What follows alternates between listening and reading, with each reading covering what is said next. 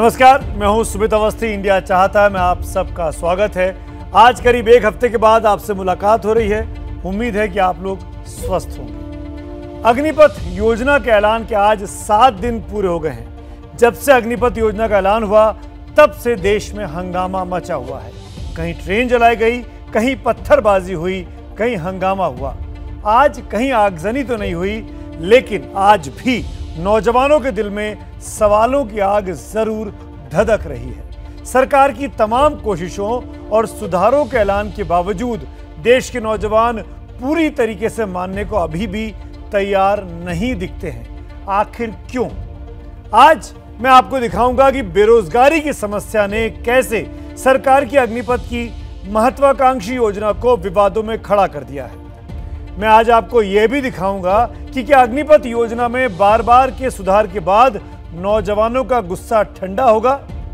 और आज आपको यह भी दिखाऊंगा कि क्या राष्ट्रपति चुनाव में नीतीश कुमार बीजेपी का खेल बिगाड़ सकते हैं, क्योंकि अग्निपथ योजना के नाम पर नीतीश कुछ खफा खफा से दिखाई दे रहे हैं। लेकिन पहले अग्निपथ पर भड़की आग की बात। हालांकि आज कहीं से खास हिंसा की खबर नहीं आई, ये एक अच्छी खबर थी, लेकिन सैनिकों की भर्ती वाली अग्निपथ योजना का विरोध आज भी जारी रहा। सरकार समझा रही है, सेना समझा रही है, लेकिन देश के नौजवान अभी भी पूरी तरीके से समझ नहीं पाए हैं। हमारा आज का सवाल इसी से जुड़ा हुआ है। नौजवानों के बीच अग्निपथ योजना के विरोध की वजह क्या है, यह हमारा आज का सवाल है। 4 ऑप्शन आपके सामने हैं। ऑप्शन ए, बेरोजगारी की विकट समस्या। ऑप्शन बी है विपक्ष की राजनीति। ऑप्शन सी है सरकार समझाने में नाकाम रही। और ऑप्शन डी है नौजवानों में भ्रम है। आप हमारे ट्विटर हैंडल @ABP न्यूज़ पर जाकर अपने जवाब जरूर दीजिएगा। इन 4 विकल्पों में से, 4 ऑप्शन में से किसी एक को आपको वोट करना है। कार्यक्रम के आखिर में नतीजे भी आपको दिखाऊंगा। सवाल बहुत सिंपल सा है कि देश के नौजवान अग्निपथ योजना के विरोध की उनकी वजह क्या है। क्या आपको लगता है? जवाबों का इंतजार रहेगा। कार्यक्रम के आखिर में आपको कुल जवाब जरूर दिखाए जाएंगे। कोई भी बड़ा सुधार शुरू में लोगों को पसंद नहीं आ सकता, लेकिन वक्त गुजरने के साथ वो फायदेमंद साबित होता है। ये बात आज प्रधानमंत्री नरेंद्र मोदी ने मैसूर में एक कार्यक्रम के दौरान कही। अग्निपथ विवाद को लेकर इशारों में पीएम मोदी ने नौजवानों को संदेश दिया है। अब इसका दूसरा पहलू यह है कि नौजवानों को यह सुधार अपने हित का क्यों नहीं लग रहा है, तो इसके पीछे है बेरोजगारी का वो दंश जिससे देश का नौजवान हर दिन बीते कई सालों से रूबरू होता आ रहा है। अग्निपथ योजना की 4 साल की मियाद उससे डरा रही है और सवाल पैदा कर रही है कि कहीं 4 साल के बाद वो फिर वहीं ना खड़ा हो जाए जहां वो आज है, यानी बेरोजगारी के चौराहे पर। इसकी मूल समस्या जो है इस पूरी योजना के विरोध की, वो यही है कि लोगों के मन में, युवाओं के मन में ये भरोसा नहीं है कि 4 साल के बाद जब वो अग्निवीर बनकर निकलेंगे तो उनके पास नौकरी होगी या नहीं होगी, उनके घर का लालन पालन कैसे होगा, उनके घर का खर्चा कैसे चलेगा।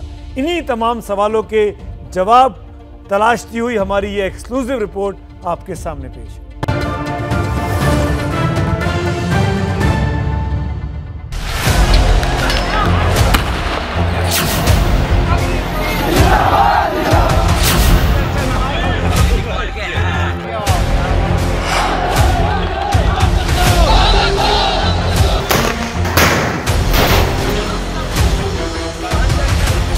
अग्निपथ, अग्निपथ, अग्निपथ। फौज जिन अग्निवीरों को देश की सुरक्षा के अग्निपथ पर चलाना चाहती है, उन्होंने भर्ती की इस प्रक्रिया को लेकर सरकार के लिए अग्निपथ तैयार कर दिया है।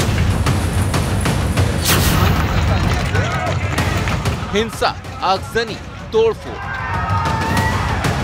और अब भारत बंद।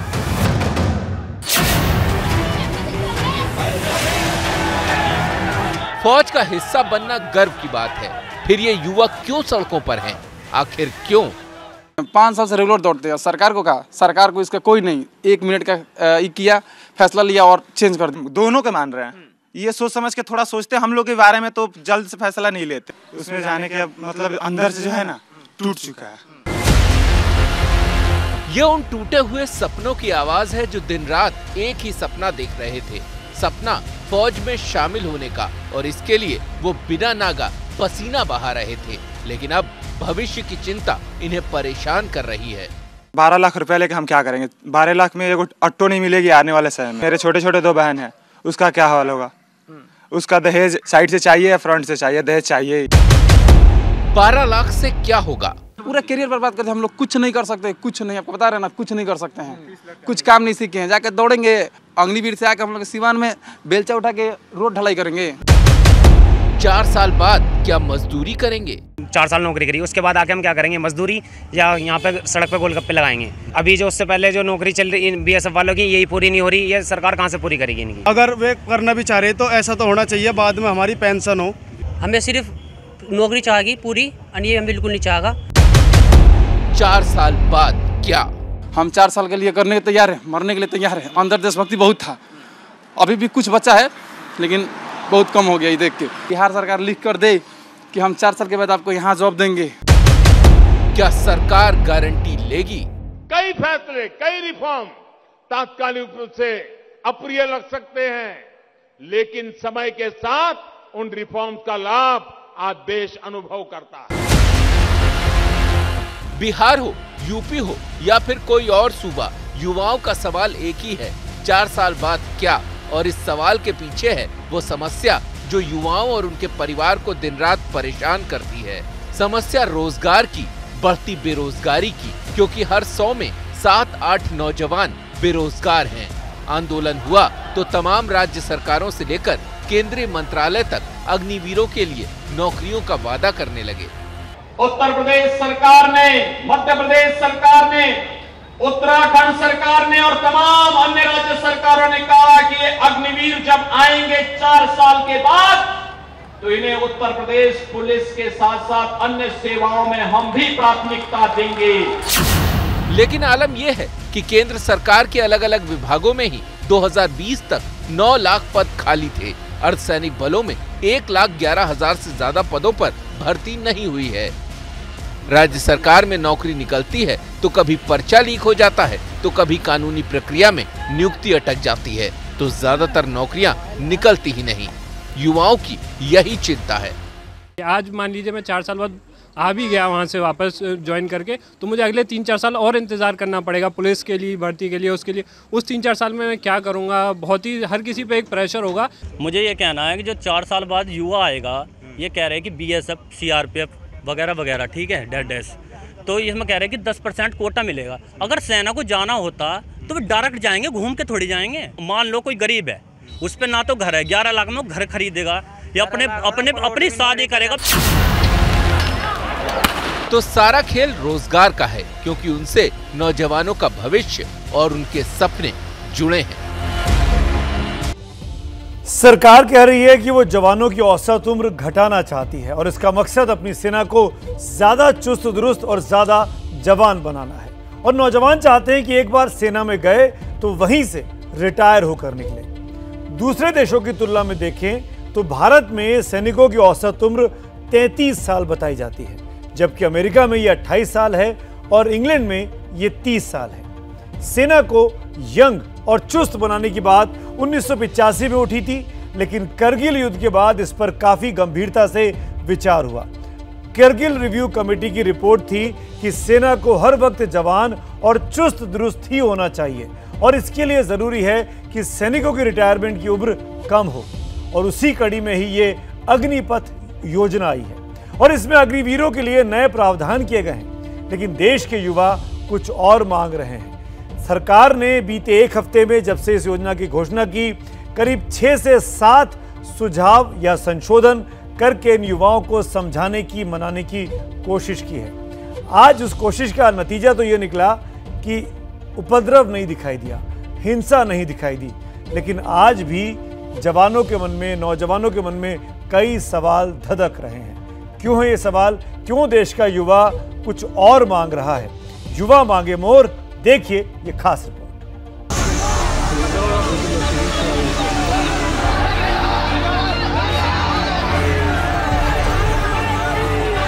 कृषि बिल वापस हो सकता है, हम लोग बिल वापस नहीं हो सकता है। हम तुम्हें डिप्लोमा देंगे, हम तुम्हें पुलिस में भर्ती देंगे, हम तुम्हें CRPF में देंगे। जब तुम हमें वहाँ सैलरी दे सकते हो तो आर्मी में क्यों सैलरी नहीं दे सकते, ये बताइए ना।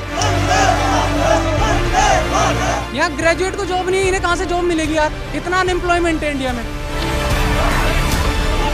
ये लॉलीपॉप देना है इनका काम। ट्रेन चल रही है, आपको दिख रहा है, इनको दिख रहा है, उनको दिख रहा है, हम लोग की जिंदगी चल रही नहीं दिख रहा है। जो गुस्सा दुश्मनों पर निकलना चाहिए था वो अग्निपथ योजना के खिलाफ निकल रहा है, क्योंकि देश का युवा नाराज है।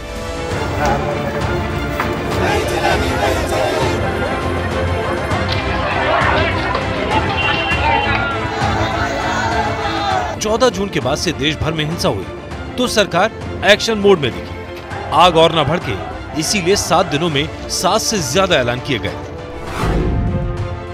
15 और 16 जून को कई राज्यों ने अग्निवीरों को सरकारी नौकरी में प्राथमिकता देने का ऐलान किया। 17 जून को केंद्र सरकार ने इस साल के लिए अग्निवीरों की अधिकतम उम्र की सीमा 21 से बढ़ाकर 23 की। 18 जून को गृह मंत्रालय ने CAPF और असम राइफल्स की भर्तियों में अग्निवीरों के लिए 10% आरक्षण का ऐलान किया। 18 जून को ही रक्षा मंत्रालय ने भी अग्निवीरों के लिए 10% कोटे का ऐलान किया। पत्तन, पोत परिवहन और जलमार्ग मंत्रालय ने नेवी के अग्निवीरों को मर्चेंट नेवी में 6 सेवाओं में मौका दिए जाने का फैसला किया। नागर विमानन मंत्रालय ने भी अपने विभाग की कई सेवाओं में नौकरी दिए जाने का ऐलान कर दिया। कोई किसी वजह से ये इधर उधर आर्सन करने की वजह से नहीं हो रहा, ये सब प्लान्ड था कि आज ये बोलेंगे कल वो एक्शन में बदली होगा, आज ये बोलेंगे कल वो एक्शन में बदली होगा। जो हमारी इंडस्ट्रीज हैं, 85 इंडस्ट्रीज ने बोला है कि हम इनको लेना चाहेंगे। ऐलानों का पानी गुस्से की लपटों को बुझाने में नाकाम रहा। विरोध की लपटें उड़ती रही। आखिर में तीनों सेनाओं के अधिकारियों ने 19 जून को दूसरी प्रेस कॉन्फ्रेंस की। बारीकियों को बताने समझाने का प्रयास हुआ। कहा गया अग्निवीरों के लिए ओपन स्कूल से 12वीं तक पढ़ाई का विकल्प होगा, बैंक लोन का फायदा मिलेगा, सैलरी के साथ हार्डशिप अलाउंस मिलेगा, यूनिफॉर्म अलाउंस और सेवा के दौरान कैंटीन के साथ मेडिकल सुविधा मिलेगी, साल में 30 छुट्टी का प्रावधान होगा। हालांकि रक्षा मंत्रालय ने साफ कर दिया सब कुछ होगा, लेकिन फैसला वापस नहीं होगा। लेकिन सवाल यहाँ यह है, जब पता था 2 सालों से सेना की भर्ती रुकी हुई है तो फिर अधिकतम उम्र सीमा पहले ही 23 साल क्यों नहीं रखी गई? कहा गया दूसरे मंत्रालयों में अग्निवीरों को पहले से आरक्षण का प्रावधान था, तो सरकार ने 14 जून को ही ये साफ क्यों नहीं किया था? योजना से जुड़ी बारीकियों को समझाने के लिए 19 जून को तीनों सेना से जुड़े अधिकारियों को क्यों प्रेस कॉन्फ्रेंस करनी पड़ी? इन सवालों का जवाब ये हो सकता है कि सरकार की तैयारी शायद पूरी नहीं थी। और युवकों से विशेष मेरी निवेदन रहेगी कि वो अच्छी तरह से समझें, ये एक सुनहरा अवसर मिल रहा है। सब चीज़ें लागू हो गई हैं, सब स्पष्टीकरण हो गया है, जो मांग थी वो मांगें भी पूरी हो रही हैं। इस विवाद के बीच थल सेना ने 6 अलग अलग कैटेगरी में रिक्रूटमेंट रैलियों के लिए नोटिफिकेशन जारी कर दिया है। जुलाई में रिक्रूटमेंट रैलियों की तारीख का ऐलान होगा।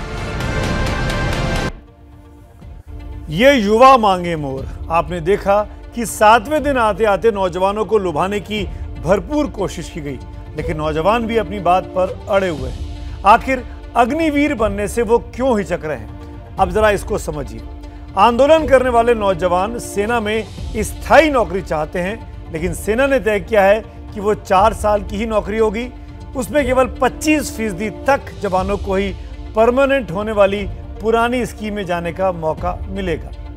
नौजवान पेंशन चाहते हैं, यानी एश्योरेंस चाहते हैं कि रिटायरमेंट के बाद भी उनका परिवार चलता रहेगा, लेकिन सरकार ने तय कर दिया है कि अग्निवीर को पेंशन नहीं मिलेगी। अग्निवीरों को कैंटीन की सुविधा सिर्फ 4 साल तक मिलने की बात की गई है, उसके बाद नहीं मिलेगी।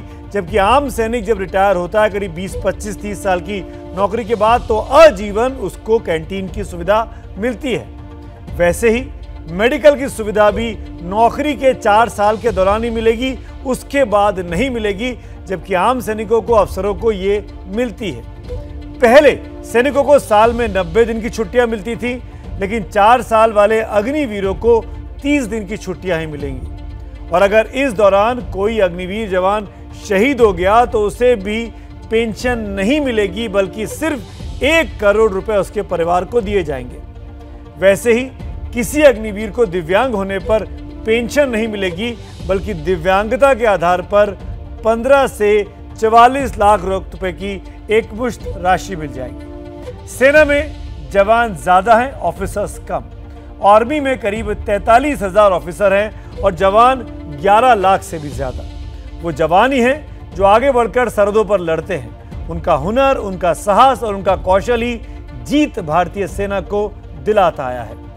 और आपको बता दें कि ये जो अग्निवीर योजना है वो ऐसे ही रंगरूट्स के लिए है, ऐसे ही नौजवानों के लिए है जी जो इसको पूरी तरीके से लागू करते हैं। इन्हीं पर ये लागू होने वाली है और इसीलिए हमने तय किया, इसी मुद्दे पर बात करते हैं एक ऐसे चेहरे से, एक ऐसे व्यक्तित्व से जो युद्ध में वीरता के लिए भारतीय सेना का जो उच्चतम सम्मान है परमवीर चक्र, उससे नवाजे गए हैं। मैं बात कर रहा हूं ऑनररी कैप्टन योगेंद्र यादव की।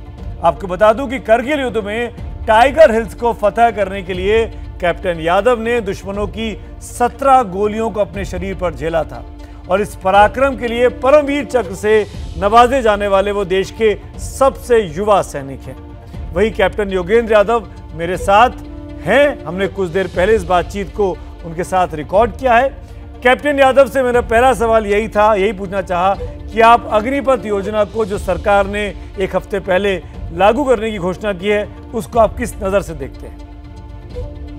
अब इसमें भी क्लैरिफाई करना सरकार को जरूरी होगा कि कहीं ना कहीं उनके बच्चों के और माँ बाप के तो कम से कम एक मन के अंदर शंका है कि 4 साल के दौरान अगर मेरा वो अग्निवीर माँ भारती के लिए शहीद हो जाता है तो जो एक सरकार ने एक अमाउंट रखा है कि हम शहीद होने वाले जवान को, अग्निवीर को इस तरह का इतना अमाउंट देंगे, क्या उस अमाउंट से वो परिवार या उसके माता पिता या उसकी बीवी और बच्चा उस जीवन को जी पाएंगे?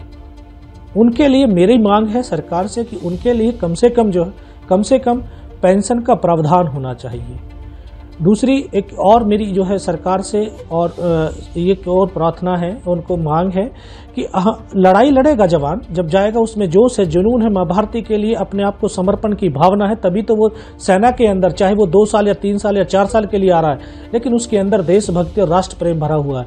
अगर वो अपने कार्य को करता हुआ विकलांग हो जाता है तो उसको भी जो है पेंशन का प्रावधान होना चाहिए। ये देश के, क्योंकि जब आएंगे तो इसको समझना पड़ेगा कि जो अग्निवीर वापस आ रहे हैं, जैसे अभी हमारे तीनों चीफों ने जो अनाउंस किया है कि जो हमारे पैरामिलिट्री फोर्सेज हैं उनके अंदर 10% का आरक्षण उनको सुनिश्चित किया गया है। फिर जो बाहर के जो सिविल प्रशासन के क्षेत्रों के अंदर जब ये अग्निवीर वापस आएंगे तो हमारे देश का जो कल्चर है, जो हमारी उस व्यवस्था का कल्चर है, कहीं ना कहीं वो उसमें बहुत बड़ा परिवर्तन आएगा, ये सुनिश्चित है। क्योंकि परिवर्तन आने के लिए जब इसके परिणाम आएंगे तो इसके लिए समय लगेगा। इसके 8-10 साल के बाद में कम से कम इसका जो है ये असर और परिवर्तन देखने को देशवासियों को मिलेगा। तो अभी जो हमें तो सुना आपने कैप्टन यादव को करगिल में परमवीर चक्र से नवाजे गए हैं। सेना ने यह साफ कर दिया है कि आगे जो भी भर्तियां होंगी वो अग्निपथ योजना के तहत ही अब होंगी, यानी जो पहले से लिखित इम्तिहान पास कर रखा हो, जिसका फिजिकल टेस्ट हो चुका हो, वो सब रद्द कर दिया जाना है। इसको आप कैसे देखते हैं कैप्टन यादव? पूछना चाहता हूं भारत सरकार से कि अभी जो पिछले जो है 2 साल पहले हमारे बच्चों ने जो फिजिकल और मेडिकल दिया था, उसका एक साथ जो है तुरंत निरस्त कर दिया गया है। उनकी क्या गलती थी? उसको जो निरस्त किया गया है, उनकी ज्वाइनिंग नहीं कर पाए, क्यों नहीं कर पाए? जब तो कोविड का था, तो ठीक है कोविड का माहौल रहा है, तो कोविड के माहौल के अंदर क्या इलेक्शन नहीं हुए थे? क्या कोविड के दौरान इलेक्शन हुए? लेकिन सेना अपने पहले जवानों को 9 महीने की ट्रेनिंग दिया करती थी। अब अग्निवीरों के लिए कहा जा रहा है कैप्टन यादव की 6 महीने की ट्रेनिंग दी जाएगी। इस फैसले को आप कैसे देखते हैं? 9 महीने के अंदर उस ट्रेनिंग की पूरी प्रोसेस को पूरा किया जाता है, तभी तो उसमें जाकर के एक नया जवान, तभी तो एक सैनिक के रूप में सैनिक बन पाता है, उसको एक उस कार्य प्रणाली के अंदर ढाल दिया जाता है। आप ये देखिए कि आज जो ये मिट्टी की ईंट होती है, उस मिट्टी की ईंट को अगर 10 घंटे में पकाना होता है और 3 घंटे में पका करके हम उसको बाहर रख दे जाएं, तो वो ईंट के अंदर क्या वो सख्तपन रहेगा? क्या उसमें वो ताकत होगी? नहीं होगी ना। तो अगर 6 महीने के अंदर आप 9 महीने का जो आप प्रोसेस पूरा करके और उसको भेज रहे हैं, तो वो कहीं ना कहीं अप्रशिक्षित होगा, ना कि पूर्ण रूप से ट्रेंड होगा। कैप्टन यादव, आप जाबाज जवान हैं, आप परमवीर चक्र विजेता हैं। करगिल युद्ध में आपने अपने पराक्रम को दिखाया था, 17 गोलियां आपने अपने सीने पर खाई थी। ये कहा जा रहा है बार बार करगिल की रिव्यू कमेटी की रिपोर्ट के बेसिस पर कि अब सेना को जवान करने की ज़रूरत है, हमारी सेना बुजुर्ग होती जा रही है। मैं आपसे पूछूंगा, आप जब करगिल में थे, मेरे ख्याल से आप 18-19 साल के रहे होंगे जब आप उस लड़ाई को लड़ रहे थे, क्या केवल युवा जोश से वो लड़ाई को जीता जा सकता था? आप क्या कहना चाहेंगे? कारगिल का युद्ध 19 साल की अवस्था में लड़ पा रहा था, और मैं तब लड़ पा रहा था वहां पे टाइगर हिल के ऊपर जब मेरे साथ एक अनुभवी लोग थे, जिनकी सर्विस मेरे से जो है 10-10, 15-15 साल ज्यादा थी, जिनको एक जमीनी अनुभव था। जब जमीनी अनुभव होता है तब वो जो जोश है, वो जोश और अनुभव दोनों का समावेश होकर के तब हम लक्ष्य की प्राप्ति कर सकते हैं। आपने कहा कि कुछ सालों के बाद इस योजना का लाभ दिखाई देगा, लेकिन आखिर में अगर मैं आपसे पूछूं कैप्टन यादव, परमवीर चक्र विजेता, मेरा गर्व है कि मैं आपसे, मेरे लिए बड़ी गर्व की बात है कि मैं आपसे बात कर पा रहा हूं। आखिर इस योजना का, अग्निवीर अग्निपथ योजना है, इसका लब्बो-लुआब आप कैसे देखते हैं? जिस तरह से मैंने आपको ये बयान किया है कि अगर हमारी पहले डेफिशिएंसी पूरी हो और इस तरह की योजना दोबारा जब लागू की जाए, तो ये देश के लिए एक बहुत बड़ी गेम चेंजर साबित हो सकती है। लेकिन इसके अंदर ये चीजें होंगी तब ये गेम चेंजर होगी, नहीं तो अन्यथा ये हमारे राष्ट्र की सुरक्षा के साथ कहीं ना कहीं कमजोरी साबित हो। तो कुल मिलाकर कैप्टन यादव ये साफ तौर पर कह रहे हैं, बहुत बहुत शुक्रिया आपका कैप्टन यादव हमसे बात करने के लिए, कि जो डिफिशियंसी यानी जो सेना में रिक्त पद हैं पहले उनको भर दिया जाए, उसके बाद इस योजना को लागू किया जाए। और मैं ये बात इसलिए इंपॉर्टेंस देता हूं इस बात क्योंकि कैप्टन यादव उन्हीं जवानों में से हैं जो आगे जाके फ्रंट पर लड़ते हैं, जिनके लिए ये अग्निवीर योजना बनाई गई है, जिनके फायदे के लिए। और वो खुद कह रहे हैं कि इस योजना का फायदा होगा, लेकिन पहले हमको रिक्त पद भरने होंगे और 8-10 साल के बाद, उसके बाद जब इस योजना को लागू करेंगे, उसके 10 साल के बाद इस योजना का फायदा दिखाई दे सकता है। कैप्टन यादव उस जज्बे की मिसाल हैं जिसके लिए भारत की सेना जानी जाती है। सेना से जुड़ने के लिए 2 चीजें सबसे ज्यादा जरूरी हैं, एक है जज्बा और दूसरा है अनुशासन। लेकिन अग्निपथ योजना को लेकर नौजवानों के भीतर गुस्से की ऐसी आग जल रही है कि उन्होंने अनुशासन छोड़कर हिंसा का दामन थाम लिया है। ट्रेनें निशाना बनी हैं, सुरक्षाकर्मी निशाना बने हैं, करोड़ों की सरकारी संपत्ति का नुकसान हुआ है। सवाल यह है कि इस उत्पाद का जिम्मेदार कौन है? देखिए एक और खास रिपोर्ट। अगर आपको कोई भी चीज़ लेके आनी थी तो उसको पहले से आपको नोटिफिकेशन देना था या फिर बताना था। सिक्योरिटी के तौर पर चाहते हैं कि जो जॉब है वो सिक्योरिटी बन के रहे, उनकी ज़िंदगी भर रहे। आर्मी की तैयारी कर रहे हैं, आर्मी के जाएंगे कहीं और।